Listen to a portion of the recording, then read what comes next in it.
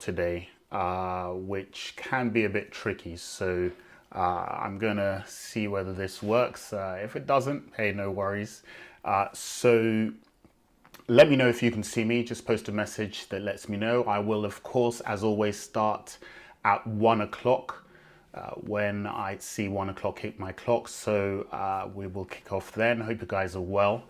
I am, as I always say, doing these LinkedIn kind of lunch times really just as a short snippet, a short little kind of example of the kinds of things that you can do with your communication skills to improve them. Okay, good. Thank you, Eva. Sounds like you guys can hear me. A bit blurry though. Okay, yeah, I'm going to check on that. This might be a bit different because I'm using a slightly different technical setup today, but hopefully it'll be okay. All right, so it is 1 o'clock by my clock, and as always, I will want to make these LinkedIn Lives short, concise, and useful for your kind of lunchtime digestion. So as I always say, what I'm trying to do with these LinkedIn Lives is really just to give you a sense of what you can do to improve your communication skills. These are short little snippets. Of course, if you want more help and if you're really serious about improving your communication skills, just reach out to me on LinkedIn, and I do a lot of kind of coaching and support work on that. Today, I'm going to be talking about how to communicate confidently in virtual meetings, even if you don't particularly like being on camera, which is something that a lot of people have said to me that they suffer from or they have as an issue. So I wanted to do something just short on it. Now, probably not the best time to try a different technical setup with my virtuals, but it doesn't matter, we'll plow through. Hello, Brian, great to see you. Hello, Ade. Yes, lovely to see you as well. Jeff Young, crisp and clear for me. Good. Oh, in the colonies, don't know where that is, but I'm sure you can post and tell us where you are. So great. I'm glad that everyone can hear me, and I'm going to plow on. Now, this particular session is going to be a little bit technical. Okay, so just bear with me because, of course, I do a lot of work in terms of helping people with the substance of communication. But actually, when it comes to virtual meetings, nothing changes in terms of the substance of how to communicate effectively. So you will have heard me talk about practicing and all those kinds of things. And I've done a session on what I call Oprah's car, which is kind of giving great value to your audience. Jeff, oh, you're in Ohio, I guess, in USA. Okay, interesting times for you out there, of course.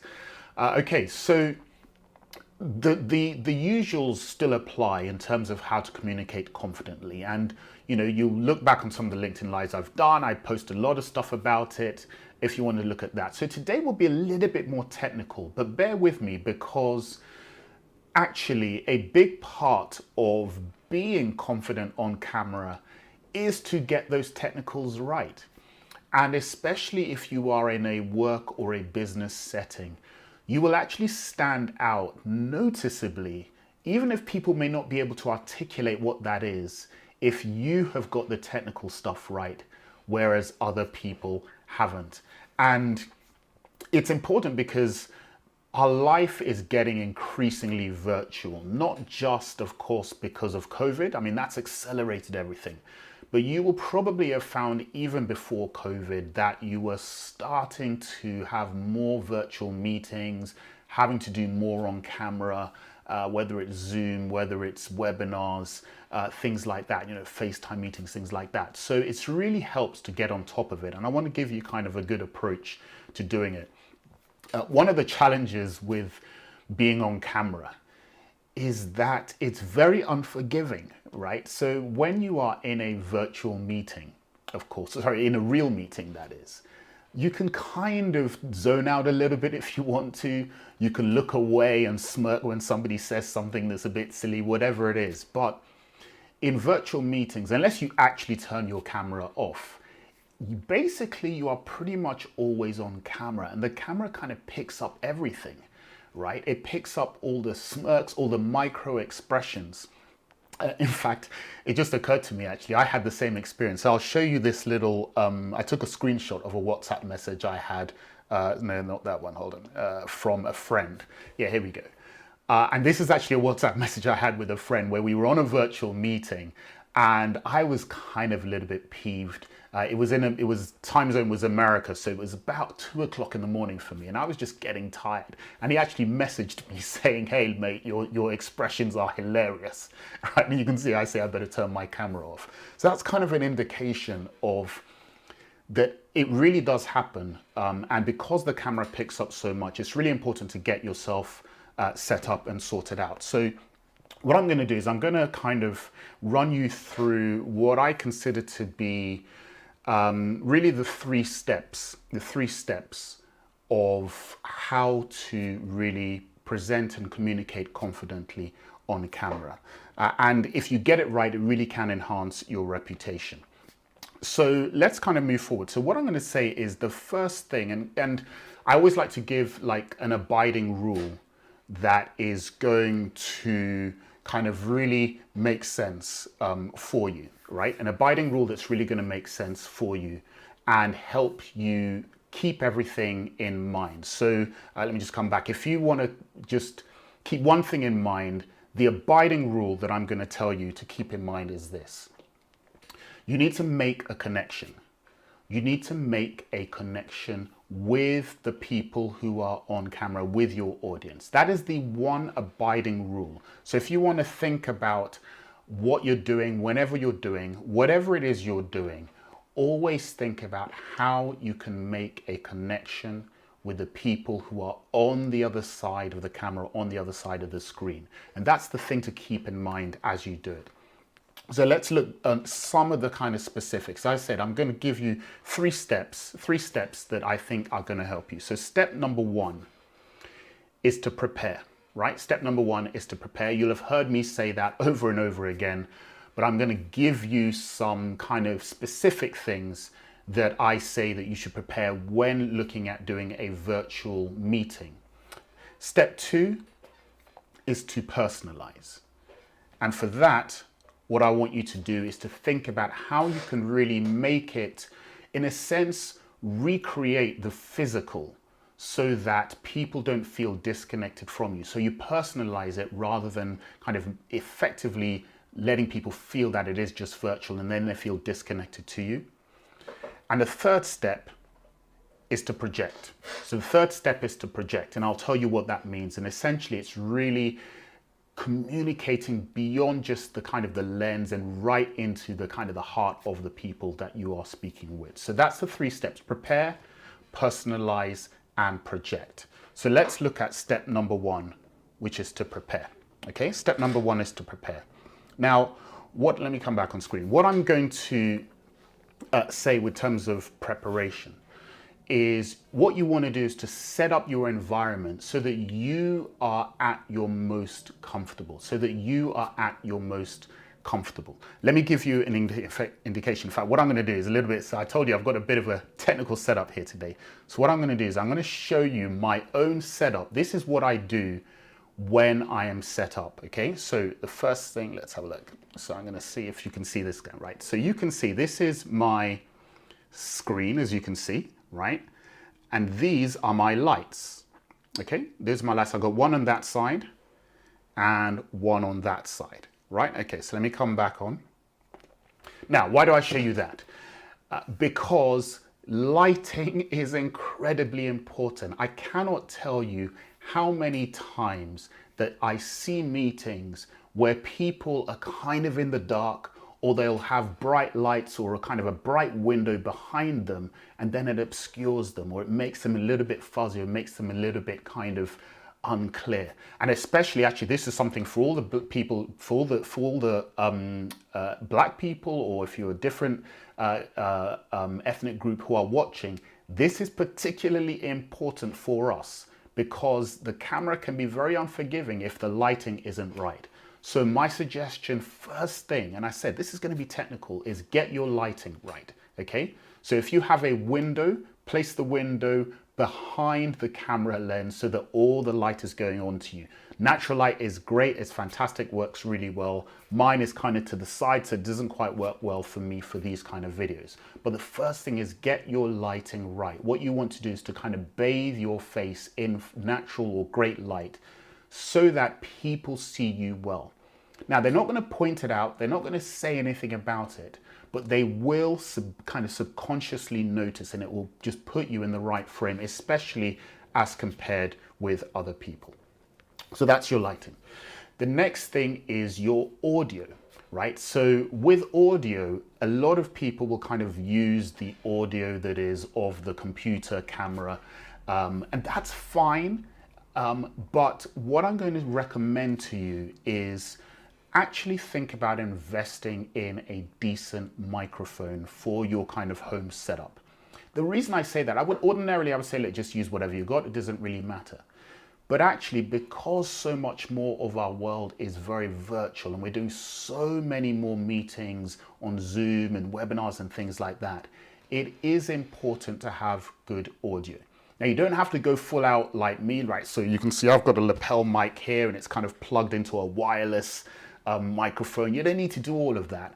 But what I would recommend, and I'll show you actually, is go onto Amazon and just type in USB condenser mic or condenser USB mic, and you will see a whole list of cheap to medium to expensive microphones that you can pick up, and once you have it, you will just always have great sound. So that is kind of my second tip for preparation, is make sure you have a good microphone, because it does make a difference to the sound, the audio that people will have. And again, what it means is instead of them struggling to hear you, or it sounds a bit tinny and they won't say anything, instead they're going to be getting you great light, you know, looking good, and also good audio. And audio is incredibly important when it comes to meetings. You would think that because it's a visual medium that it's the camera that's most important, but actually your webcam, your iPhone cam, whatever it is absolutely fine. But what you should make sure you do is have good audio. Okay, let's go on to another technical kind of aspect, and this is again under preparation. One of my pet kind of peeve hates backgrounds. So as you can see, this is my background, right? This is my office. Yeah, I've kind of got some stuff there. I've got some Alfred Hitchcock. For those of you who are into football, you see I've got my West Ham kind of sign over there. But the point is this, and the more important point is, I do not have a virtual background. Now, a lot of people are going to disagree with me here, so I'm going to say this.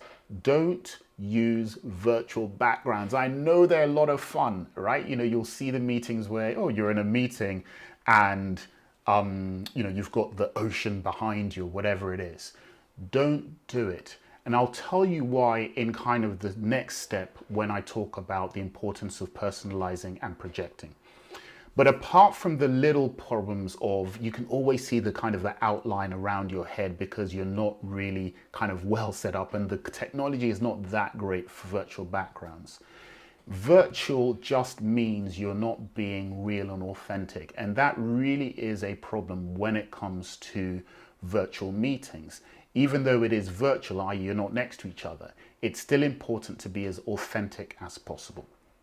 So yes, come on you Irons. So yeah, if you're into football and you know West Ham, then you'll get that. That's a reference to West Ham. Thank you, Ade, for that. I appreciate it. So get a background. Now, you can curate your background. You can have whatever you want in it, but I suggest, or I recommend, especially if you've got a setup, just keep it very authentic, very real. You'll see a lot of people doing bookcases, that kind of stuff. It really doesn't matter, but you want to make it something that is about you. And I'll tell you why, as I say, when I come to the next section.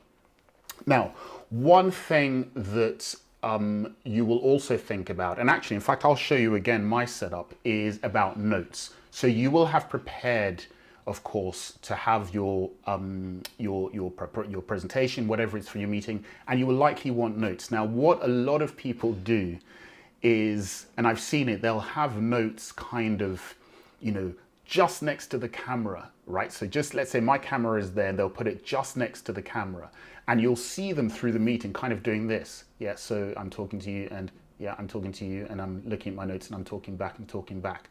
And it's kind of trying to almost act like the notes aren't there. That doesn't work. People can tell that that's what you're doing. And actually, after a while, it becomes very distracting. But it doesn't mean that you can't have notes. Where in fact you should have your notes is down on your table. Let me show you my setup again. Look, here are my notes. These are actually my notes to this very talk. You can see I've got some stuff about it's technical. You can see connection there. And then I'm now in the preparation section, right? Those are my notes. And I've got them down on the table. They're not next to the camera where I'm trying to pretend like I don't have notes at all. So do use notes, absolutely fine, but put them down on your table. And I'm going to tell you how to refer to your notes in the next section. So Cornell, hello Cornell, how are you doing? What about corporate virtual background or blurred? Okay, so I know that there's a kind of a trend where corporates kind of have a set background. Of course, if you're doing it for a company and they insist on it, you can do it. There's nothing wrong with that if they insist on it. If you want to go real out, you get a proper green screen behind you and then project, and then it's a little bit more seamless. But the reason that I have an issue with backgrounds is, as I say, I'll comment to that in the next part. In terms of blurred, yeah, blurred is a bit of a different issue. Blurred is fine. Again, you have to be careful as to how you do it, Cornell, but certainly you can use blurred. That's okay. Again, but I would say be blurred where it's your own natural background as opposed to you blurring, but some other virtual background as well. Okay, so let's move on to the next step, which is to personalize. Okay, personalize. And what I'm going to kind of do here is explain to you and bring what I said to you about why, in fact, it's important to have a real background as opposed to some kind of fake or virtual one. So you want to personalize. So one of the real challenges with virtual meetings is that there is that disconnection, right? There's that disconnection between you and your audience. And it feels very kind of odd. So for instance, right now I'm talking to a camera, right? I'm not talking to a person. I can't see what you guys are doing. For all I know, you guys could be, playing games whilst we're doing this. I just can't tell. Now, to an extent, if it's a Zoom meeting, you can see people a bit, but there's still that disconnection between the two of you. So what you've got to do in terms of your second step, after you've made sure you've prepared yourself for the meeting, is to personalize that meeting as much as possible. Now, there are a few ways to do this. That's why it comes into the virtual background issue. See, the problem with virtual backgrounds is that they are inauthentic. And when you are not right next to people where you have that physical interaction, you want to try and infuse as much authenticity and kind of real life connection as possible. And virtual backgrounds don't do that. They really just don't say anything about you. So have a background that is really much more what you are doing in your natural space. Of course, tidy it up if you've got to do that, right? But even then, I've had meetings with people where I was having a meeting just a couple of weeks ago, actually, with a lady who had a virtual background on. And I said, come on, take that off. And she said, well, I'm in my kid's bedroom and the bed's unmade. I said, take it off. And she took it off and we saw it. And actually, we had a kind of a bit of a chuckle about it. And then we had an exchange about how to deal with kids in this kind of virtual world and everything. And it ended up meaning that we had a far better connection with each other in that particular conversation. And then we continued the meeting. So personalizing is really about trying to make as much of a connection as possible with the people on the other end of the screen. So have that initial small talk about what's happened in the football or how you finding the lockdown with dealing with kids and whatever. Have those initial conversations both at the beginning of the meeting and throughout, so that it always feels to people like this is still a conversation, the kind of conversation that you and I would have if we were next to each other in a kind of a real setting.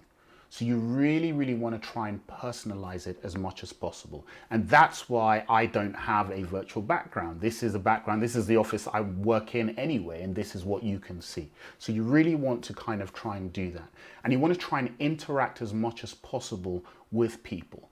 So the function I'm using here allows chat. So if you guys comment in the chat group, I can actually say and respond. So I can see Cornell has just said thanks. I try and call out people. I always try and use people's names because that means that people get that sense of they are actually involved. I can see Tony, have to leave for virtual hearing. Tony, absolutely lovely to see you, man. But yeah, do go for your virtual meeting. Don't use a virtual background, please. Just be real, be who you are, be authentic.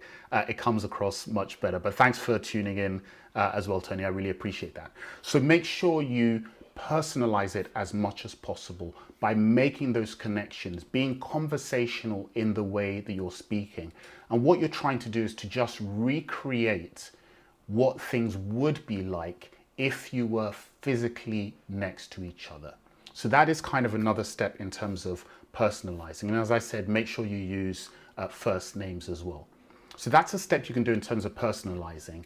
Let's move on to the third step, which, as I said, is projection. Now, projection is possibly the most important element of all of this once you have gotten the technicals right. So let me give you a couple of instances of what I mean by projection. And oh, Lucille, hey, great to have you on there. Yes, audience interaction is critical. You, of course, are a pro, so absolutely, that's fully understood. Anemic says, lovely background, looking out for an ES piece. Oh, okay, no, that might be a reference to my wife and always being featured in Evening Standard. But no, I will not be featured at all. Okay, so yeah, let's go to the third one, which, as I said, is projecting. Okay, so what I mean by projecting is this. One of the difficulties of virtual meetings is you very often don't have the kind of reciprocal energy that you get in physical meetings where you can kind of bounce off the audience.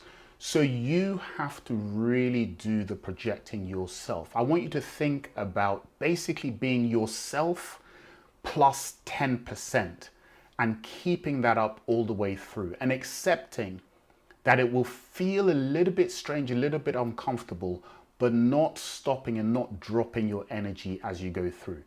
Actually, whenever I finish my coaching or webinars or even, these kind of virtual things now, I'm almost like sweating by the end of it because I've put so much energy into it. And you really want to make sure you're doing that so that it comes across on camera in terms of how you do and what you do and present. Now, let me deal also with another part which I know people talk about. So remember earlier I'd said have your notes down on the table rather than kind of next to the camera and you're trying to kind of prepare as though, pretend as though you don't have those notes. So here's the thing. People are fine with you using and having notes. So what you have to do is to not pretend that you don't have notes, but build in time to use those notes. So you saw, for instance, as I showed you, I'll show you again. I've got my notes here, right? So these are my notes for this very session. So this is how I deal with my notes when I'm doing it. So I will speak to the camera and then I'll actually look down to catch kind of where I'm supposed to be in my notes, kind of read them to myself. And then I'll look up again and then carry on delivering. It's a much smoother, much more natural way of using notes. And people are fine with it. In fact, it feels much more authentic than trying to pretend that you don't have notes and have your eyes constantly shifting kind of to the left or to the right where you've placed them. It's basically saying, I'm totally calm, I'm totally in control. I need my notes for prompts. So here I'm going to look down and see what the next point of my notes is. And then I'm going to look up and then I'm going to deliver whatever it is I just read using notes that kind of prompt those thoughts in my head. So of course, you've got to have done your preparation. We talked about that as the first P. But once you have your notes, don't be afraid to use them. Really don't treat it as a memory test. treat it as you have to try and give as much value as possible to your audience, and you're going to use your notes in order to do that. Anwin, hello Anwin, nice to have you. Would this be the case as an attendee as well? After the 5th meeting of the day, it is exhausting. Yes, Anwin, it is really and truly exhausting. Now, as an attendee, obviously you have less kind of an onus on you than the person who's either leading the meeting or presenting on the meeting. But even then, when you want to contribute, you want to try and give as much energy. Now, that doesn't mean being wild, right? You can be very energetic and be perfectly still. But what it is you're communicating that there is kind of a passion for your subject or for the content of what you are saying as you are delivering. And so that will come through on camera. Remember, the camera pretty much picks everything up. So it will pick it up if you're also flat as well. So really, you've got to say to yourself, right, I've got to keep my energy up from the first to the last. You know, I've got my water here. This is my water. So I'll always take strategic tips about it. When I kind of look down to my notes as I'm doing now, I'll kind of remind myself to, okay, yeah, pick it up again. And then when I look up again, kind of back with the energy. So Anwin, yeah, definitely use the energy. Marius, hello, sir. Lovely to see you. Emike, yeah, I'm glad that the tip on notes helps. Yes, really don't try and pretend like you don't have any notes at all. In fact, I'm going to use my notes now. Okay, so one other thing in terms of projecting is about eye contact. Now, again, because the overall rule you've got to keep in mind is connection. One of the important things with meetings to do is to make sure that when you actually speak, you look into the camera and not the screen. So right now I'm looking at the screen, and you can probably tell my eyes aren't really meeting yours. And when I look up to my camera, that's when you can tell, or it feels like I'm looking at you. Now, for you as a presenter, that feels a little bit odd and alien because you're basically looking at the camera. And actually, one of the things that I do, you may have seen this earlier, I'm going to show this again, is I have behind my camera, look, I've got a couple of pictures that kind of just keep me smiling in a way as I do it. So there's a picture of my kids, that's them in Germany in a farm or something. And there's me with actually my mentor, who sadly passed away some years ago, called Chief Bolaige. And he was just a great figure, one of the greatest orators that I've ever met. So kind of keep him there as a reminder for me to always live up to kind of his standards. So that's kind of one of the things that I do so that when I look up at the camera, it doesn't feel so impersonal. But right now I'm looking at you, but I can kind of see my kids and my mentor in the background. And that just kind of keeps me perked up and keeps me energetic and allows me to continue to project. Now, I've seen people use cuddly toys, right? I've seen people have kind of a whole wall with, you know, messages, or you can write a slogan or a proverb or something that says energy or whatever it is. But the point is, when you are presenting, when you're communicating, resist the urge to look at your screen as I'm doing now, even though that feels to you like you're looking at the people that you're speaking with. Because actually, from their point of view, you're not looking in their eyes. And actually, that means that you have a little bit of disconnection. And remember, connection is kind of the most important element of all of this. So look back at the camera when you are communicating and presenting, and that's going to help you very much. So, see, look, I'm looking at my notes now. I'm going to look back up.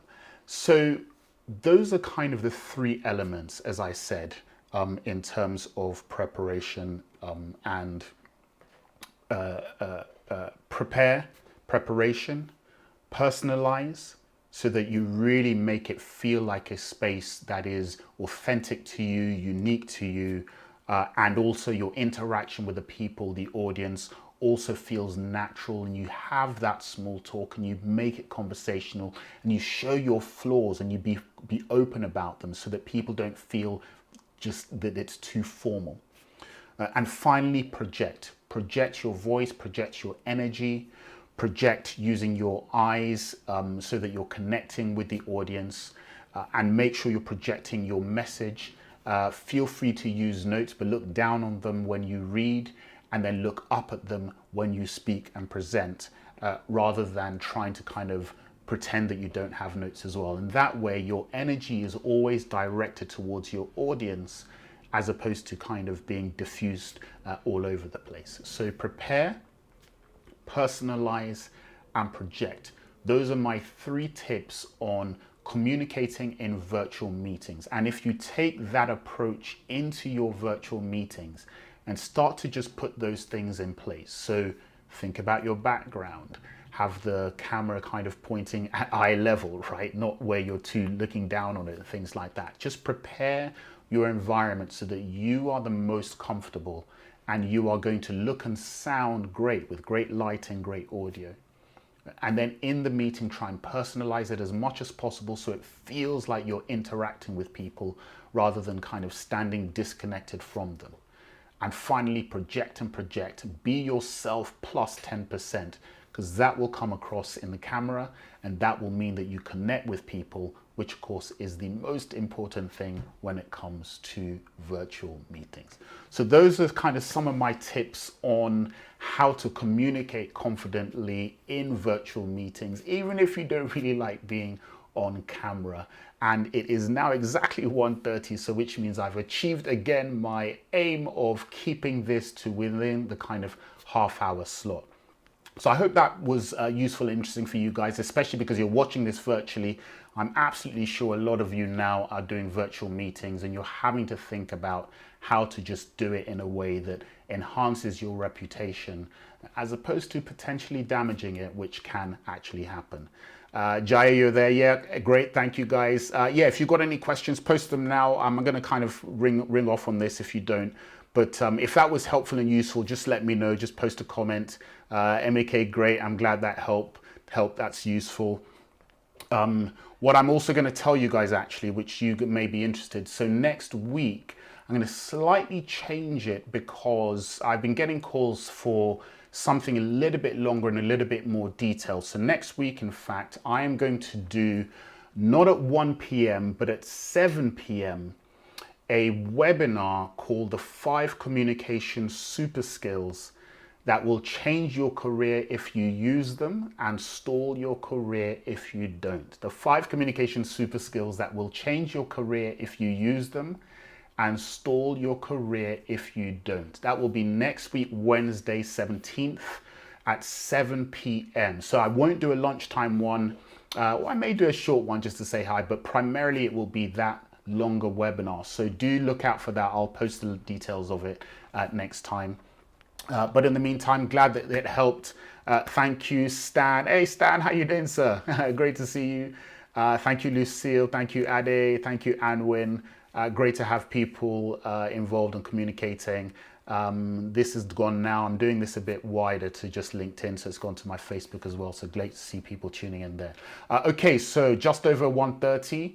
I will see you guys next week for the webinar. Certainly, if I do a LinkedIn lunchtime one as well, I'll let you know. But otherwise, I'll see you at the webinar next week. And that's going to be kind of a meaty one where we'll go into real detail about how to become an outstanding communicator. And I've really kind of prepared a structure that I think is going to help you think about it so that you really understand where you are in your journey as a communicator and how to get to the next level up. All right, guys, thank you for joining me again. Lee Min Chua, thank you very much. Very useful tips. I'm really glad that you had found that useful again. I'm going to ring off. See you guys next week. Cheers. Thanks, Marius. Bye.